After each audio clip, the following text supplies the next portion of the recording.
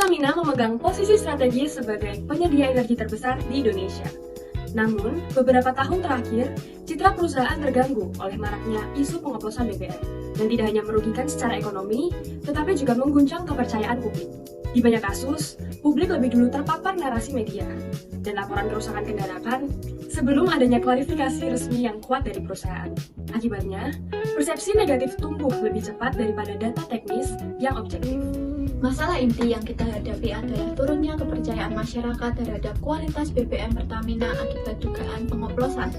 Data menunjukkan bahwa 86,43% konsumen merasa dirugikan secara ekonomi karena membayar harga yang lebih tinggi untuk kualitas yang tak sesuai.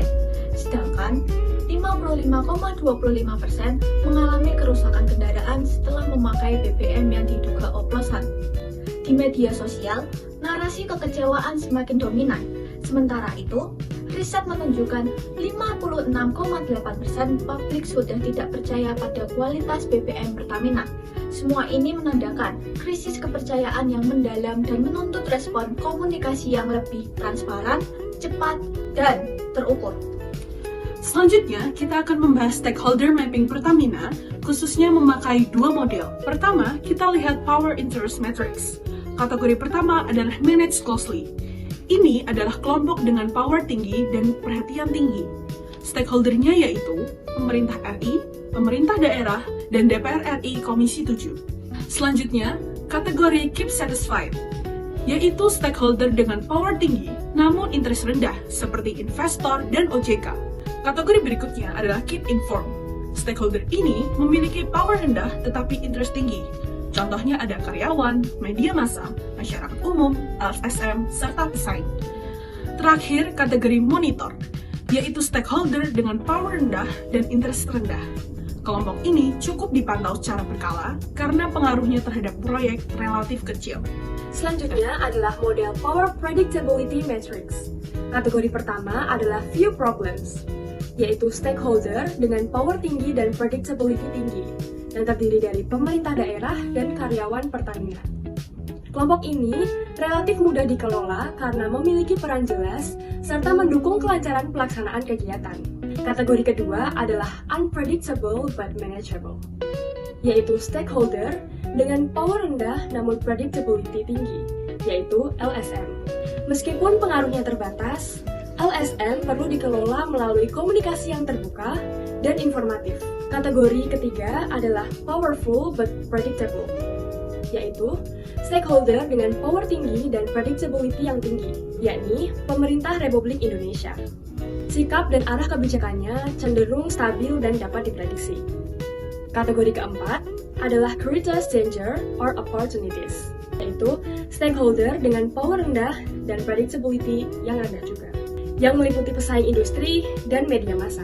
Kelompok ini memiliki potensi resiko sekaligus peluang dalam membentuk opini publik. Melihat ketimpangan informasi antara publik dan perusahaan, strategi yang paling relevan bukan sekedar klarifikasi, tetapi membangun edukasi tatap muka yang transparan. Sebuah pendekatan yang memungkinkan publik melihat langsung, bukan hanya mendengarkan klaim. Program yang kami pilih adalah Full Fast Day, sebuah kegiatan interaktif di Car Free Day Semarang yang menggabungkan demonstrasi uji BBM, sesi tanya-jawab, konsultasi ringan, dan distribusi materi edukasi. Pendekatan ini merespon dua kebutuhan. Kebutuhan yang pertama yaitu mengembalikan bukti ke ranah publik. Publik selama ini hanya memegang bukti kerugian, bukan bukti kualitas. Kegiatan ini memberikan ruang untuk menunjukkan bagaimana BBM diuji. Kebutuhan yang kedua yaitu menghadirkan dialog dua arah. Kritik publik selama ini tidak dijawab di ruang yang sama di tempat kritik itu berkembang.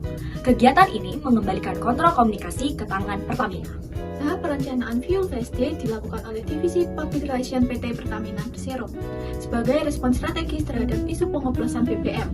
Kegiatan ini dirancang untuk mengedukasi masyarakat mengenai perbedaan BBM asli dan BBM oplosan, dampaknya terhadap kendaraan, serta membangun transparansi melalui demonstrasi langsung.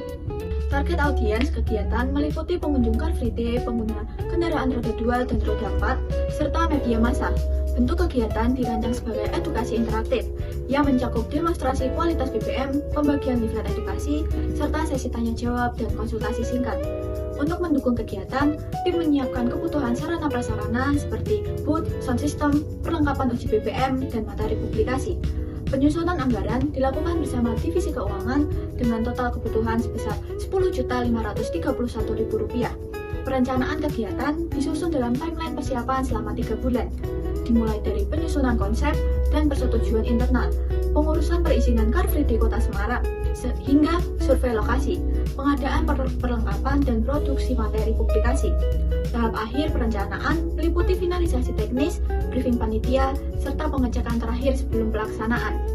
Pada tahap pengorganisasian, kegiatan Fuel Fest Day berada di bawah koordinasi VP Corporate Communication sebagai penanggung jawab utama. Manajer Public Relation bertindak sebagai ketua pelaksana yang memimpin kegiatan mulai dari tahap perencanaan hingga evaluasi. Untuk mendukung pelaksanaan kegiatan, ketua pelaksana menunjuk 2 staf divisi, Public Relations sebagai sekretaris dan bendahara. Sekretaris bertanggung jawab atas pengelolaan administrasi kegiatan, termasuk perizinan Car Free Day, surat menyurat, serta dokumentasi arsip kegiatan. Sementara itu, bendahara mengelola alokasi anggaran kegiatan sebesar Rp10.531.000 dan menyusun laporan realisasi biaya. Pelaksanaan kegiatan dibagi ke dalam beberapa fungsi divisi sesuai masing-masing. Divisi acara bertugas menyusun rundown dan mengatur alur demonstrasi edukasi BBM. Divisi logistik dan perlengkapan memastikan ketersediaan sarana-prasarana seperti booth, tenda, panggung, dan peralatan uji BBM. Divisi humas dan publikasi mengelola penyebaran informasi, produksi konten visual, penyusunan press release.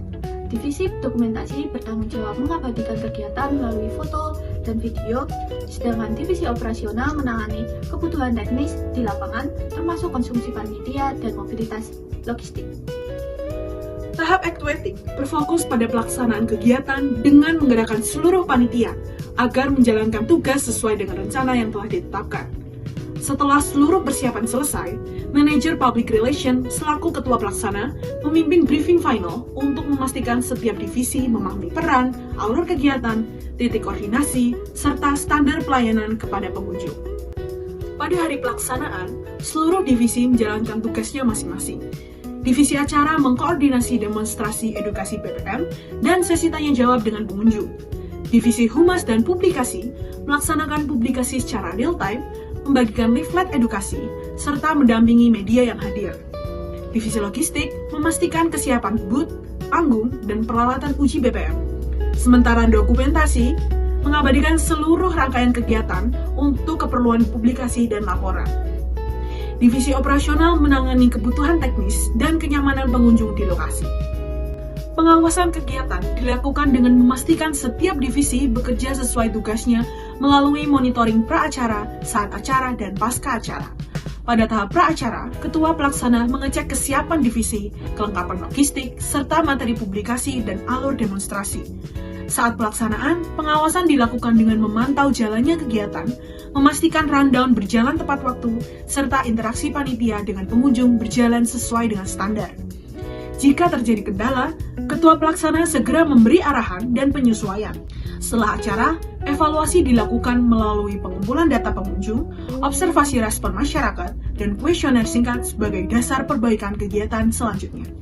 Evaluasi dilakukan menggunakan KPI yang terukur dari kurang lebih 200 pengunjung yang hadir, sekitar 100 pengisi kuesioner, peningkatan pemahaman minimal 35% berdasarkan pre-post test, pemulihan trust minimal 60%, merasa lebih percaya, dan engagement media sosial yang dapat meningkat minimal 5%. Dari indikator tersebut, terlihat bahwa keberhasilan tidak hanya diukur dari banyaknya orang yang datang, tetapi dari seberapa efektif pemahaman dan kepercayaan mereka berubah.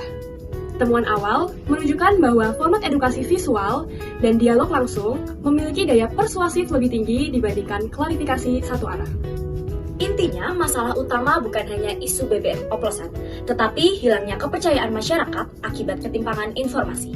Kegiatan yang kami pilih sebagai strategi karena mampu menampilkan bukti secara terbuka dan membangun komunikasi dua arah yang selama ini absen dalam penanganan krisis.